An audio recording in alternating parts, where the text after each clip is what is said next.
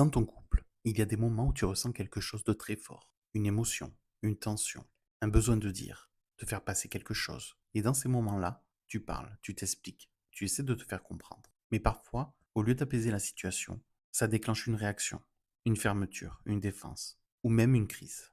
Dans les épisodes précédents, nous avons vu pourquoi cela arrive, l'intensité, la frustration, le besoin d'être entendu. Aujourd'hui, nous allons voir comment dire ce que tu ressens dans ton couple sans déclencher une réaction chez l'autre. Quand l'émotion est forte, le réflexe, c'est de parler tout de suite, dire ce qui ne va pas, expliquer, réagir.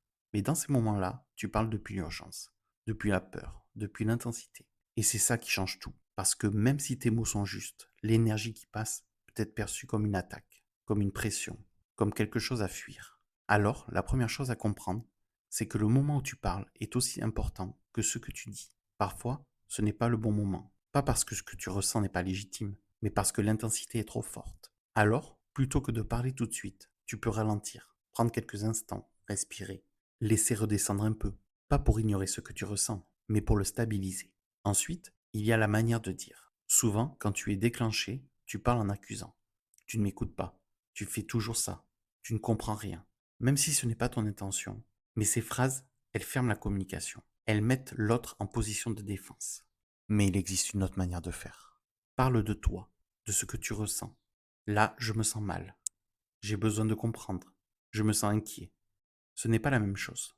L'autre ne reçoit plus une attaque. Il reçoit une émotion. Et ça change la réaction. Ensuite, il y a quelque chose de très important. Ne pas tout dire d'un coup. Quand l'émotion est forte, tu peux vouloir tout exprimer, tout expliquer, tout régler immédiatement. Et dans un couple, ça peut submerger l'autre. Alors parfois, dire une seule chose, simple, claire, et laisser un espace pour que l'autre puisse recevoir, comprendre, répondre, petit à petit. Cela crée un échange différent, moins intense, plus ouvert, plus apaisé. Et ça ne veut pas dire que tout devient parfait, mais ça change la dynamique. Dans ton couple, tu passes d'une réaction à une communication. Et ça change beaucoup de choses. Dans le prochain épisode, nous allons voir pourquoi parfois parler peut empirer les choses, même quand tu fais de ton mieux, et ce qui se joue derrière cela.